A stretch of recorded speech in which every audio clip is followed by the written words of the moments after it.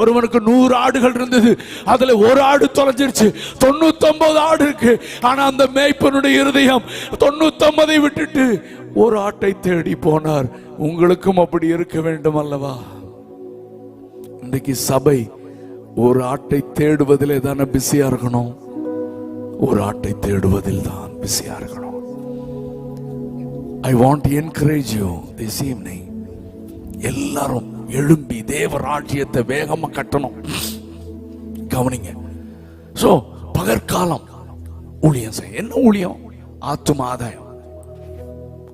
ஆமா, எல்லாரும் மைக்க பிடிச்சு பிரசங்கம் பண்ற ஊழியம் கிடையாது. நிறைய பேர் அப்படிதான். ஊழியம்னாலே பிரசங்கம் பண்ணணும், பாடணும். ஆமா, இல்ல இல்ல இல்ல. ஊழியம்னா தேவன் சிந்தின ரத்தம் வீணாக கூடாது. ஆத்தும ஆதாயம் செய்யறது தான் உண்மையான ஊழியம். ஒரு அல்லேலூயா சத்தமா சொல்லுங்க.